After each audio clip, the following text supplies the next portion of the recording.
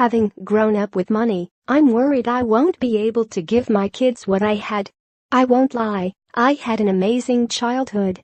Some of what made my childhood great was the love, being close in age with my siblings, and having parents who cared more if we were happy and kind than wildly successful. Another part of what made it great was having money. Or rather, the freedom that money provides. It's tacky to talk about money, and I don't love doing it, but the truth is, I had an incredibly privileged upbringing. We went on divine holidays, had a gorgeous house, and the idea of not being able to do something within reason, we're talking going out for lunch, not buying a plane, because of the cost, just didn't occur. Expensive activities like ballet or riding weren't a question but a default. Going on holiday a couple of times a year seemed natural, and if I wanted to go on a school trip to Rome or spend a weekend with friends in London, there was always budget for that. I went to a fee-paying school, I had all the clothes and makeup I could want, and a generous allowance, but more than any of those things, I had total peace of mind. Reading Jessica's piece about growing up poor made me realize that growing up rich isn't about the amount of stuff you have, it's about never having to know that your parents are worried about something. Seeing the adults struggling is really scary as a child. I'm not saying mine had plain sailing the entire time. They both worked incredibly hard, and there were times when money was tighter, especially with 3 children, but there wasn't that sense of peril. They had parents who we could have moved in with if we had to. They owned their house. They had well-paying jobs.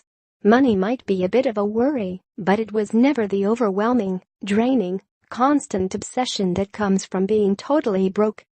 Having money might not make you happy, but being properly broke sure as hell makes you miserable.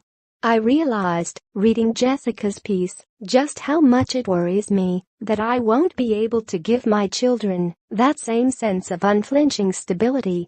We could afford to have children, technically. We wouldn't be homeless, no one would starve.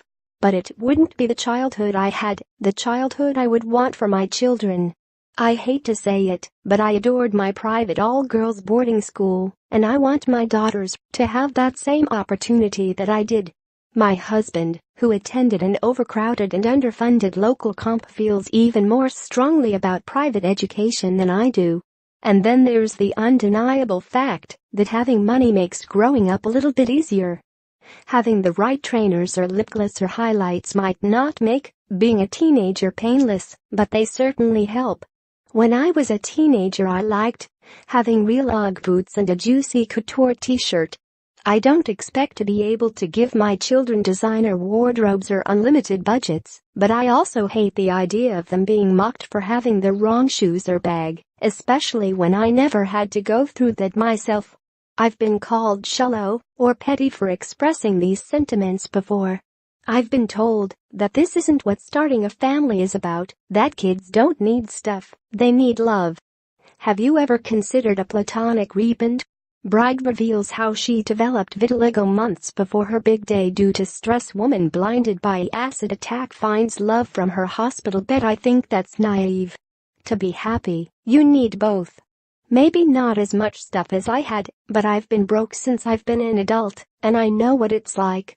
It's STS. Being a parent is about more than buying things, but it's also about providing as best you can for your child. And if that child feels ashamed to have their friends over after school because there might not be enough food for everyone, that's not shallow. It's heartbreaking.